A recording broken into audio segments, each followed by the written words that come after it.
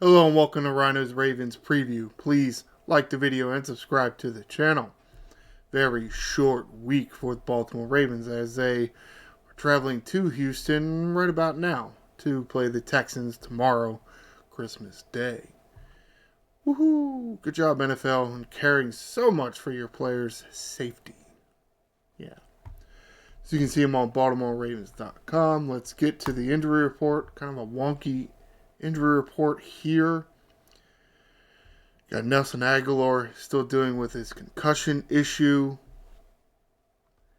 You see here, as in day columns, Sunday, Monday, and Tuesday. Well, Christmas Day is on a Wednesday. Weird, isn't it? Yeah. Did not appear to have any kind of practice for the past few days. It's been more of walkthroughs and what's the term of trying to get guys healthy and hot tubs, cold tubs, massages, treatments, I guess is the word. There's been a whole lot of actual practicing. Aguilar and his concussion didn't participate in any of the active drills that they had, so very tough to know, even understand whether he's even going to go. Now, he has had more than a week to try to get back into game readiness from the concussion. So he might be able to go. Not sure about Justice Hill. Another concussion suffered in the Steelers game. Jalen Armour-Davis next on the list. Hamstring issue. He is more of a depth piece, but you need depth, especially on a week like this. Didn't participate in Monday's activities. But you gotta think it's been, some time. He may have some availability, which is good. Bo Braid here dealing with a shoulder issue. Sure, the extent of it at this point, because it does say full participants. So he's probably good to go. Again, another depth piece, but a safety depth piece. Kind of need that.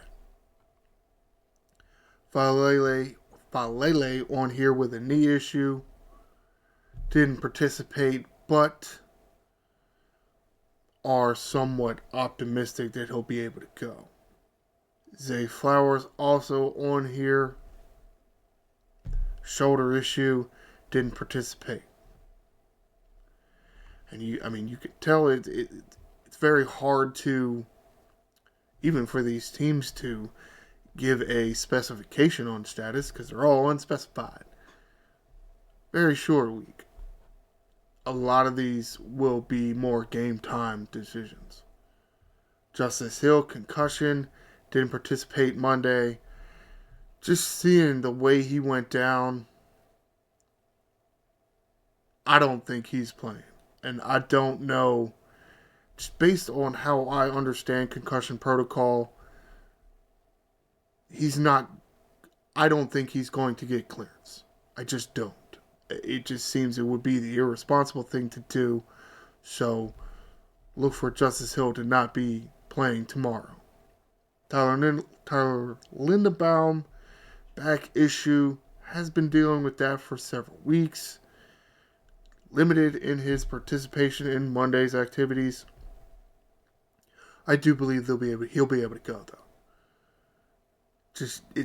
Because it does seem like he's been dealing with this. Now, could I be wrong? Sure, I could be wrong. It's possible. Tre'Davious White is more of a, let's say, the third-ish corner, because you got Stevens and Wiggins ahead of him. Though I think they do a rotation, and I know I just said doo-doo. They have some kind of rotation in there, and Tre'Davious White gets in some playing time. Shoulder issue, didn't participate in Monday's activities. Again, unsure whether he'll go or not. Take a look at an article here written by Ryan Mink, editorial director. Yeah, the headline is for Flowers, but also not only talking about Flowers, but discussing Falele and Linderbaum. The message in this article is that John Harbaugh is optimistic that those guys will be able to go. Now, as far as like an Aguilar or Justice Hill, no, that message was not conveyed about those two. So we'll see.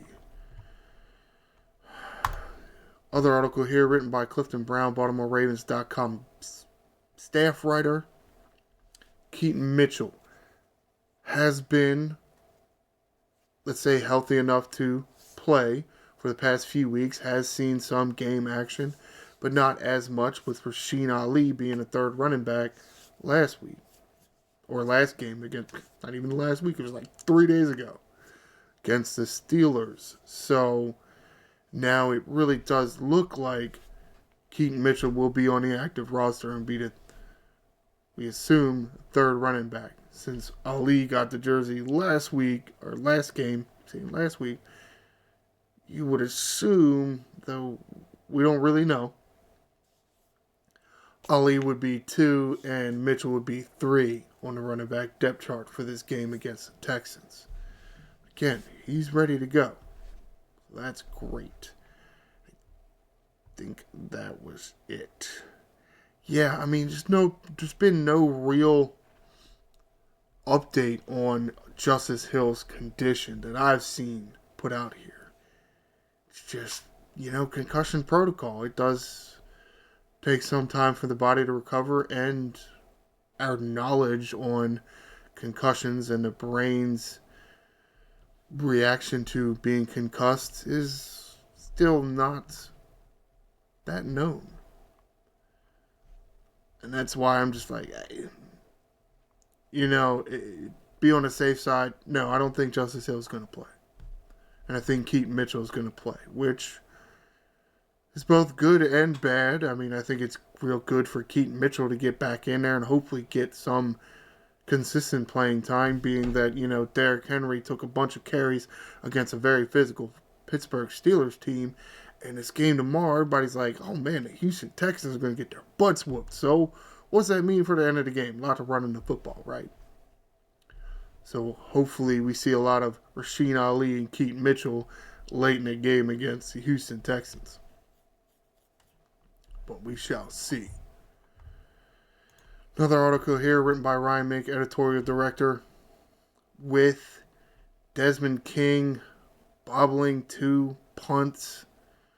Really, I guess one was more on catching the punt, and another one was while running after a punt.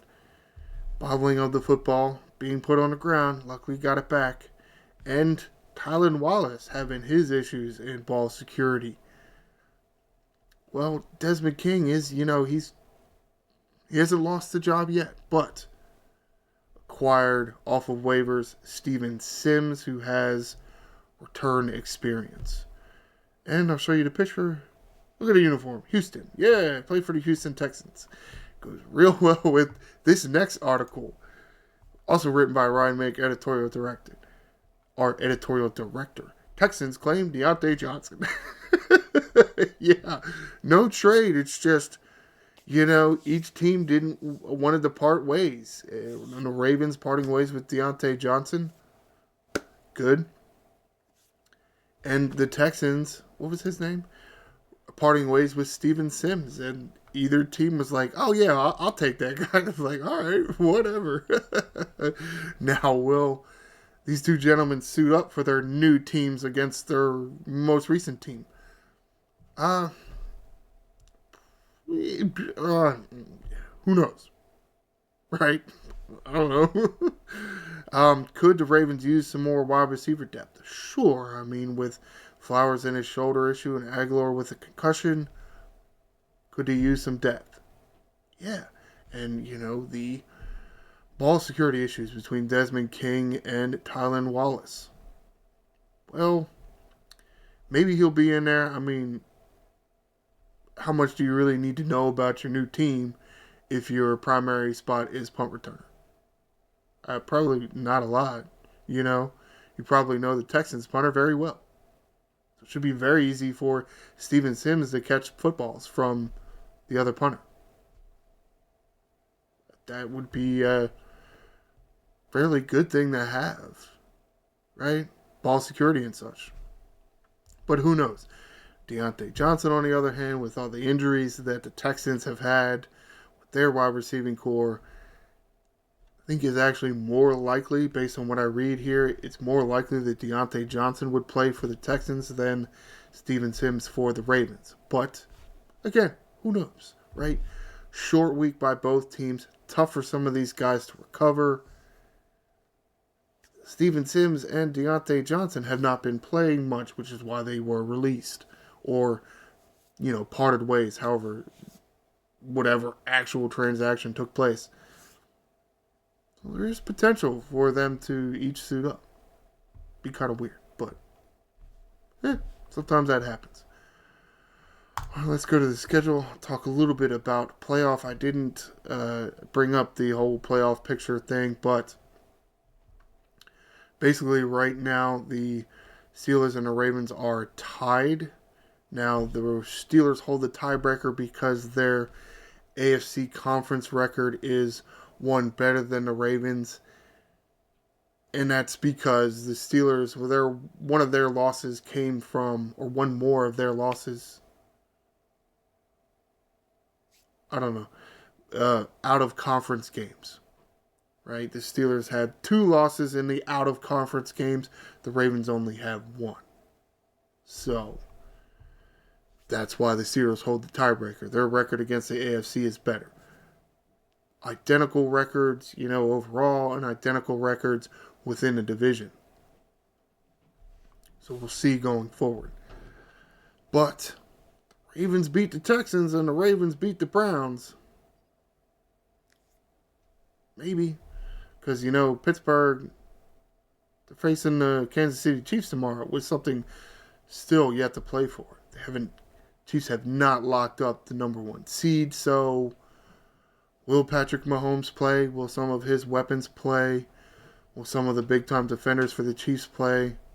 We were thinking they will, but who really knows? We're hoping they will, beat the Steelers. That helps us. Then all the Ravens got to do is beat the Texans. Everybody thinks the Ravens are going to roll right over the Texans. And then, the Cleveland Browns. Of course, Ravens lost to them the last time because they just... Jameis Winston threw Raven defenders the ball so many times, and they just could not hang on. Rashad Bateman looking at the son getting hit in the face with a football. Ugh. But, again, Houston Texans. Baltimore Ravens at Houston Texans. Christmas Day, tomorrow. Game scheduled for 4:30 p.m. Eastern Time. Now, this is a weird thing with the streaming things that the NFL is doing, which is wonderful. Primarily, the game will be on Netflix.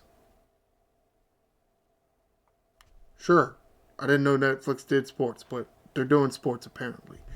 Now, because we here in Maryland can't be deprived of a local game like this, and that is kind of a rule, WJZ here in the Baltimore area will televise the game.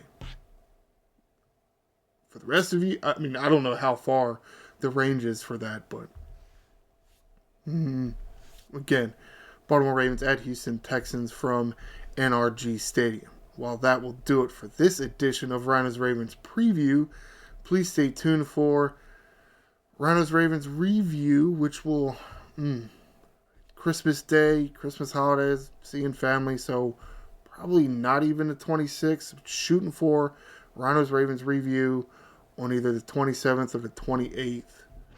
Depends on when I have time to, the holidays settle down for me here. But please keep your eye out and please like the video and subscribe to the channel. I am the Angry Ryno. Fly Ravens fly.